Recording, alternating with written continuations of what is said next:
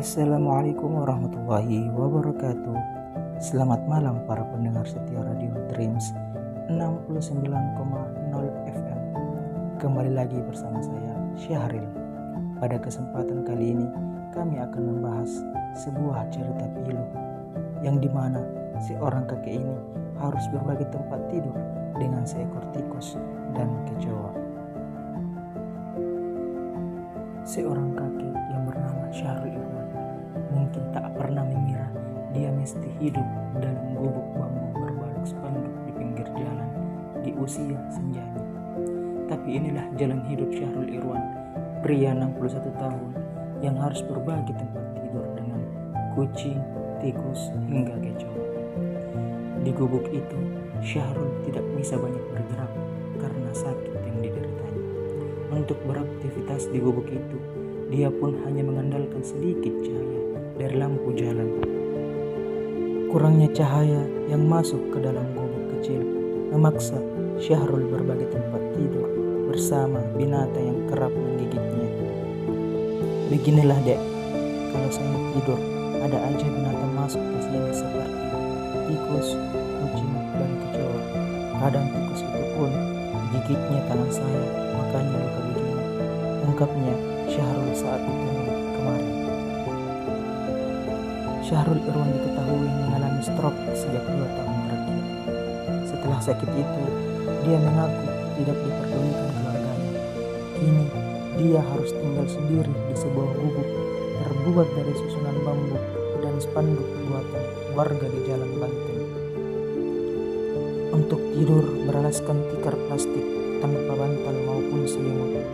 Kalau soal makan sudah pasti Syahrul lebih sering kelaparan. Selama bulan Ramadan ini, makanan berbuka dan sahur saya dapatkan dari bantuan warga sekitar yang mengetahui keberadaan saya di sini, kata Syahrul. Menurutnya, jika tidak ada warga yang memberinya makan, dia terpaksa menahan lapar itu sendiri. Bahkan dia pernah sampai tidak makan selama 3 hari.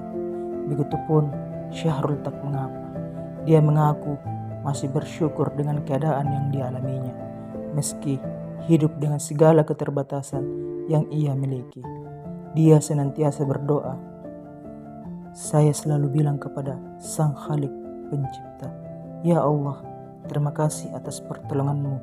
Saya terharu masih ada orang-orang baik yang ingin menolong orang seperti saya ini.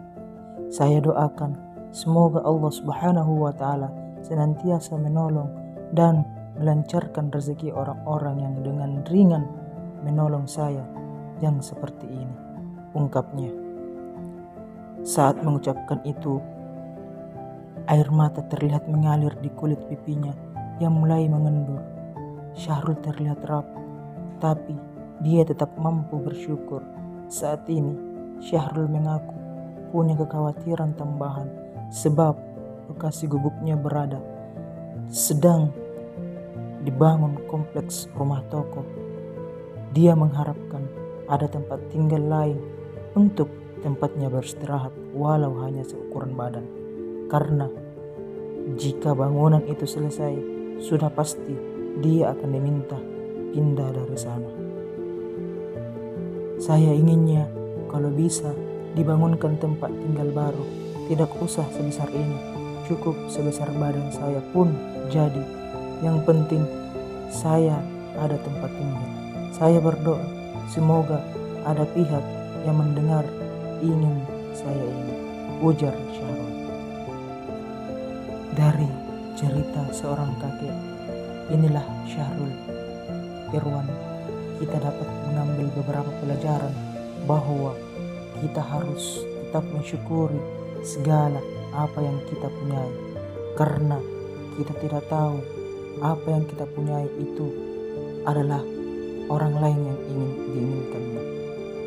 Dari cerita tersebut kita dapat mengambil kesimpulan bahwa kita harus tetap selalu bersyukur atas apa yang kita dapatkan, karena banyak yang bilang bahwa kita harus selalu bersyukur di setiap waktu.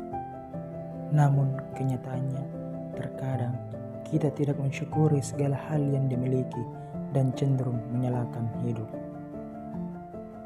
Kehidupan memang seringkali membuat kita lupa atau tidak sempat untuk bersyukur. Bersyukurlah atas segala yang kita miliki hingga saat ini, baik itu adalah kehidupan, raga, keluarga, harta, dan hal lainnya yang ada pada diri kita. Semoga cerita motivasi yang dialami oleh seorang kakek yang bernama Syahrul Irwan ini dapat memotivasi diri kita agar selalu tetap bersyukur pada kehidupan kita. Itulah tadi cerita singkat bagi seorang kakek Syahrul Irwan, di mana semoga ini menjadi pengingat bagi kita untuk selalu bersyukur atas apa yang kita miliki. Sekian dari saya, Syahril, pamit undur diri. Sekian, Assalamualaikum warahmatullahi wabarakatuh.